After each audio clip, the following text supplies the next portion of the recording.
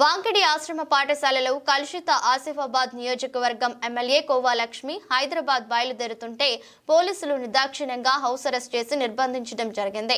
పేదలపై ప్రభుత్వ నియంతృత్వ వైఖరి, పాఠశాలలపై చిన్నచూపు, పేదలు కార్పొరేట్ వైద్యానికి నోచుకొని దౌర్భాగ్యమైన స్థితి, వీటన్నింటిపై తీవ్ర స్థాయిలో ప్రభుత్వంపై విరుచుకుపడ్డ ఎమ్మెల్యే కోవా లక్ష్మి ఇది ముమ్మాటికి ప్రభుత్వ హత్యని, బాలిక కుటుంబానికి న్యాయం జరిగేంత వరకు పోరాడుతానని, బాలిక కుటుంబానికి అండగా ఉంటానని తెలిపారు. ఈ హౌస్ అరెస్ట్ ను తీవ్రంగా ఖండించడం జరిగింది. సపోర్ట్ కూడా బాధలో ఉన్నారు. ఎమ్మెల్యేగా అమ్మాయి చనిపోయిందంటే పోవద్దా? మరి ఎందుకు వచ్చారు?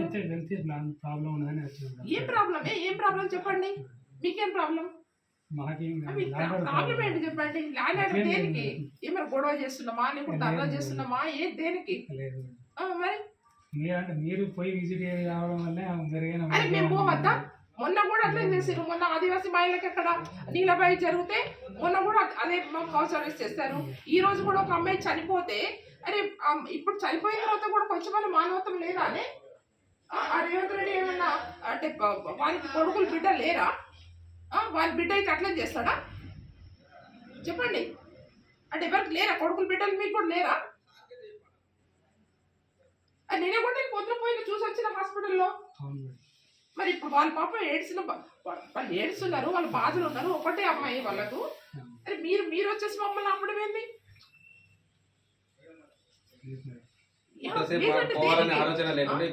ఆలోచన కూడా లేదు మాకు.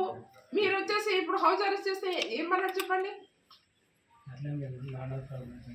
దేనికి అవుతుంది? ఎందుకు అవుతుంది? అంటే న్యాయం చేయద్దా? మేము పోవద్దా చెప్పండి.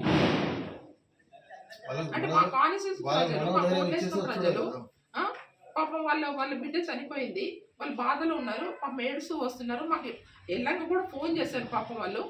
మేడం ఇట్లా అయిపోయింది మేడం, మీరు నిన్న వచ్చారంటే సరే పాపం ఓదార్స్తామని పోతున్నాము. తప్పేముంది?